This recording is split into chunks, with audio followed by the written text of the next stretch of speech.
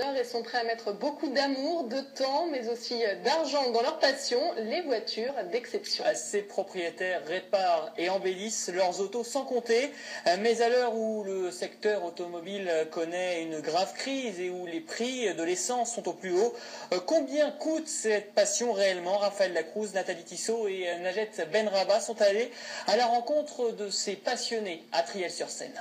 Ils étaient près d'une cinquantaine à s'être retrouvés au volant de leurs vieilles autos. La crise connue dans l'industrie automobile ne semble pas toucher ce secteur. La voiture de collection se porte bien. La voiture de collection ne connaît pas la crise pour une raison, je dirais, une raison importante et majeure, c'est que aujourd'hui c'est encore le seul investissement que l'on peut faire sans subir l'impôt sur l'objet. Même si ces pièces de valeur ne sont pas imposables, la passion des voitures d'époque peut parfois coûter cher.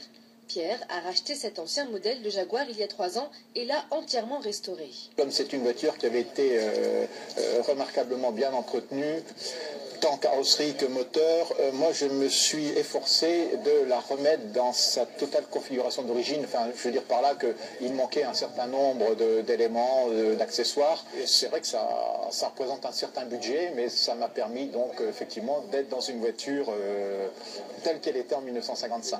L'inconvénient de ces petits bijoux de la route, c'est qu'ils consomment beaucoup d'essence, parfois jusqu'à 20 litres au 100 km. Mais en dehors de ces rassemblements, ces véhicules sont rarement de sortie. Faire le plein ne représente donc qu'une faible partie du budget pour les propriétaires. L'entretien peut en revanche coûter jusqu'à 2 500 € par an. Si on fait 3 000 km par an, il est évident que ce n'est pas du tout le budget. Le budget, c'est l'achat de la voiture. Ça peut aller à plusieurs dizaines de milliers d'euros. Et l'entretien aussi, s'il y a un coût d'assurance qui peut s'avérer élevé. Mais disons que le budget n'est pas conséquent. Vous savez... je sais pas, ça revient peut-être à 500-600 € par an, hein, en définitif. Ces dépenses correspondent à peu près à celles d'un véhicule standard, à la différence que les voitures de collection sont beaucoup moins utilisées par leurs propriétaires. Mais ici, ce qui prime avant tout, c'est l'amour de ces voitures d'exception et la volonté de leur offrir une deuxième vie.